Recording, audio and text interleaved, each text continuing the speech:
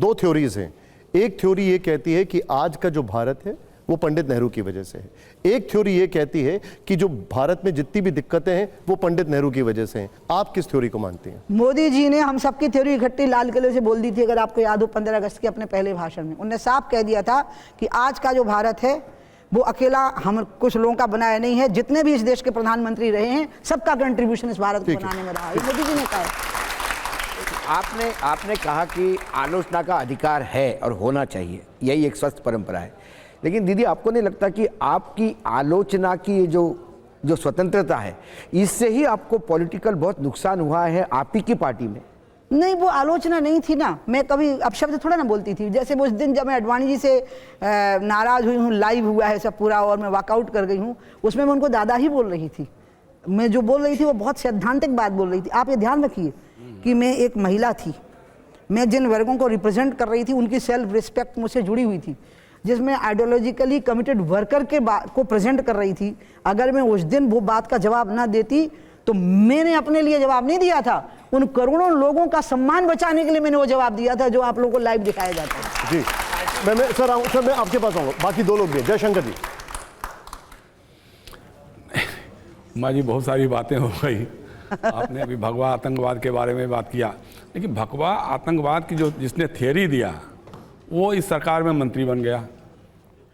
राजकुमार सिंह गृह सचिव थे उस समय, उन्होंने ही कहा था कि भगवा आतंकवाद की सारी हमारे पास जो आईबी की रिपोर्ट्स हैं, जो रिपोर्ट्स हैं। दूसरी बात, आपने अपनी छोटी बहन के बारे में कहा। आप गांधी की बात कर रही हैं और आपकी छोटी बहन गोडसे की बात करती हैं, वो गोडसे के समर्थक हैं।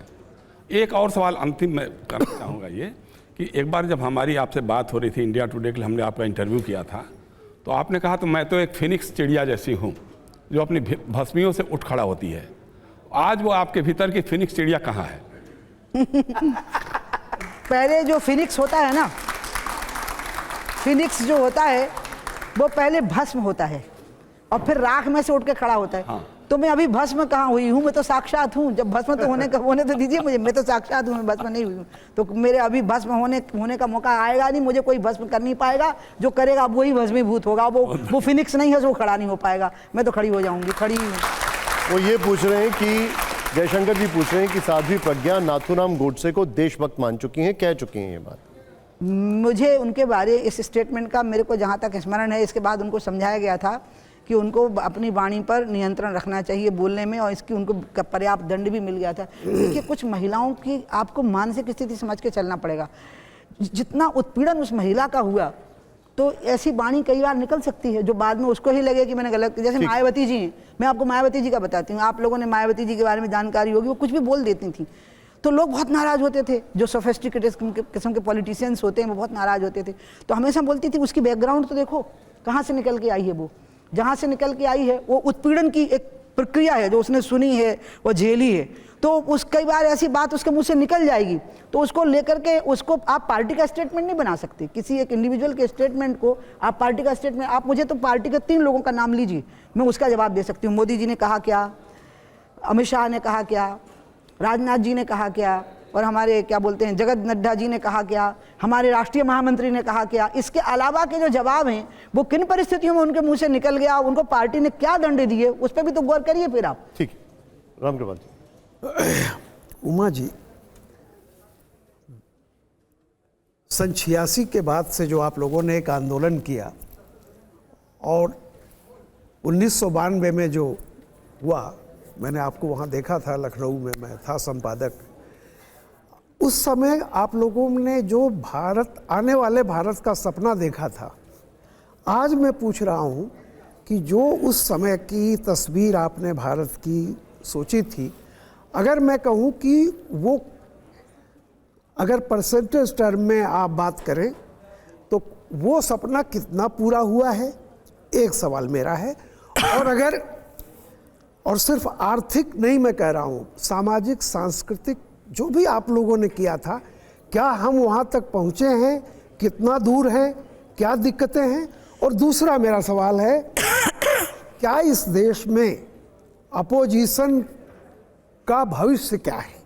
क्या लोकतंत्र सिर्फ बीजेपी तक ही रहेगा या आपको लगता है कि नहीं, आगे परिवर्तन आना चाहिए, यहाँ की अपोजिशन के लिए भी एक मौका है? आपने जो पहली बात कही है कि जो सपने देखे थे 6 दिसंबर की घटना के समय पे, 6 दिसंबर की घटना की तैयारियों के समय पे और 6 दिसंबर के बाद के समय पर, उसमें हमने सांस्कृतिक एकता का सपना देखा था। और हमने ये सपना देखा है कि जैसे मैं मानती हूँ कि वेटिकन सिटी ईसाइयों का पवित्र स्थान है, जैसे मैं मानती हूँ कि मक्का मदीना मुस्लिम समाज का पवित्र स्थान है, इसी तरह से मुस्लिम और ईसाई भी माने कि अयोध्या, मथुरा, काशी उमा भारती के पवित्र स्थान हैं और वो उनका सम्मान करें। ये सपना देखा है। और मुझे लगता है कि इस सपने की ओर देश को ले जाने में सुप्रीम कोर्ट के वर्डिक्ट के बाद जो देश में शांति बनी रही, राम जन्मभूमि के शिलान्यास के बाद, अभी के शिलान्यास के बाद जो शांति बनी रही, राम मंदिर के निर्माण के समय पे जो देशवासी एकजुट होकर के, हिंदू मुस्लिम एकजुट होकर के उस घटना को टीवी पर देखे, उससे साबित हो रहा है कि वो सपना कुछ हद तक पूरा हो रहा है। एक सर्वधर्म समभाव हमारे देश का चरित्र है और सर्वधर्म समभाव के अनुरूप लोगों का मन तैयार हो रहा है। ये तो पहली बात है। अब दूसरी बात आई, वो मुझे चिंतित करती है, प्राइवेट अस्पताल और सरकारी अस्पताल का अंतर, प्राइवेट स्कूल और सरकारी स्कूल का अंतर। उसके लिए गरीब आदमी का जो स्ट्रगल होता है अस्पतालों में अपने इलाज के लिए, अपना सब कुछ बेच करके भी कई बार वो नहीं बचा पाते। इस डिस्पैरिटी को दूर करना ये बहुत ज़रूरी है। और इसको दूर करने के लिए मैं ये नहीं कहूँगी कि प्राइवेट अस्पतालों की सुविधाएं कम कर दी जाए, मैं कहूँगी कि प्राइवेट जो निजी संस्थाएं हैं सेवा में और शिक्षा में, स्वास्थ्य में लगी हुई, उनके बराबर ही सरकारी संस्थाओं का स्तर बढ़ा दिया जाए। मैं गरीबी अमीरी को घटाने के लिए नहीं कह रही हूँ, मैं गरीबी के लोगों को अभावों की दुनिया से मुक्त होने के लिए कह रही हूँ। एक बात है। दूसरी बात आपने जो कही थी, दूसरा प्रश्न था, वो था क्या? नहीं, मैंने एक और था ना, वो विपक्ष का जी। अब मैं विपक्ष के बारे में आपको कहूंगी। देखिए, लोकतंत्र में, देखिए भाई साहब, आप बहुत वरिष्ठ व्यक्ति हैं, हम आप लोगों को पता है मैं बिल्कुल पढ़ी नहीं, मुझे बिल्कुल समझ नहीं है, एक बहुत बुद्धू व्यक्ति आपके सामने बैठा हुआ है, लेकिन पार्लियामेंट का मैं 6 बार मेंबर ऑफ पार्लियामेंट रही हूँ, तो इसलिए मैं आपको एक बात बता सकती हूँ कि मैंने जो भूमिका देखी अटल जी के समय पर भी और अब, वो ये देखी कि लोकतंत्र में जितनी जिम्मेवारी देश को चलाने की सत्ता पक्ष की होती है, उतनी ही विपक्ष की होती है। बस ये है कि वो खामियों को सामने लाता है और सत्ता पक्ष उन खूबियों को सामने लाता है। क्या विपक्ष ने वो निभाई है परंपरा? जब अटल बिहारी वाजपेयी विपक्ष के नेता थे और नरसिंह राव जी ने उनको जिनेवा में, पाकिस्तान ने जब ह्यूमन राइट वायलेशन का मोशन लाया था, प्रस्ताव लाया था कश्मीर में, पीओके में और कश्मीर में, उस समय पर पूरी नरसिंह राव जी की सरकार को लगा था कि एक अटल बिहारी वाजपेयी है जो इसका जवाब दे पाएंगे। और जैसे ही पाकिस्तान को पता लगा कि अटल बिहारी वाजपेयी आ रहे हैं, तो पाकिस्तान ने प्रस्ताव वापस ले लिया था, क्योंकि उसको पता था इट विल बी डिफीटेड। तो एक समय वो था जब विपक्ष का नेता देश के मामले में एक सुर मिलाता था। और एक समय ये आया जब राहुल और प्रियंका ने और अखिलेश यादव ने कहा कि हम राम मंदिर के शिलान्यास का निमंत्रण मिला है लेकिन हम नहीं जाएंगे। नहीं, इनको जाना चाहिए था, राम देश के नायक हैं। देखिए, असहमति है कि आप उनको भगवान मानते हैं कि नायक मानते हैं, आप एक महापुरुष मानते हैं कि ईश्वर का अवतार मानते हैं, ये असहमति आज की नहीं है, ये गुरु नानक देव, दयानंद, विवेकानंद जी के समय की है। जैसे आर्य समाजी भगवान को भगवान नहीं मानते, वो महापुरुष मानते। लेकिन वो कह रहे थे कि ऐसा लग रहा है ये बीजेपी का कार्यक्रम है, इसलिए हम नहीं जा रहे। नहीं, तो वो बीजेपी नहीं गए, इसलिए तो बीजेपी का कार्यक्रम हो गया। वो गए होते तो बीजेपी का नहीं रहता। अच्छा, आप लोग एक बात बताओ, अगर प्रियंका, राहुल, सोनिया, अखिलेश, डिम्पल और वो क्या बोलते हैं ममता दीदी और लालू जी, उनके बहुत सारे बेटे और बहुत सारी बेटियां और दामाद, वो सब अगर इकट्ठे आगे बैठे होते तो बताओ कैमरा किसके चेहरे पे होता? मोदी के या उनके चेहरे पे? दीदी, ये क्या ये कहना ठीक है कि जो राम मंदिर के लिए गया नहीं वहां पर उद्घाटन में, वो देशद्रोही है, वो सनातन विरोधी है? क्या ये बात सही है? जिसने कही होगी, मुझे तो इतने नाम बता दो, नहीं तो बाकी कोई कुछ क्या कह रहा है भैया, उनका स्तर है भी ये कि नहीं कि आप उनका उल्लेख करो? आप लोग भी तो ऐसा करते हो, पता है हो गया। अब जिसने किया उसका कोई अब दीदी, हमें एक हमारे शो के अयोध्या में तो आप भी नहीं गई थी सर।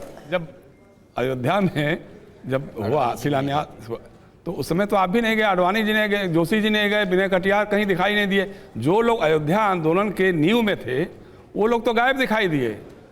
हम तो वहां थे। अब आप क्या सोचते हो कि हम उस आंदोलन में इसलिए भागीदारी कर रहे थे कि हमें ऊपर बिठाया जाएगा? नहीं, राम ऊपर बैठ जाए, हम तो इसके लिए आंदोलन में भागीदारी कर रहे थे। ये तो आपका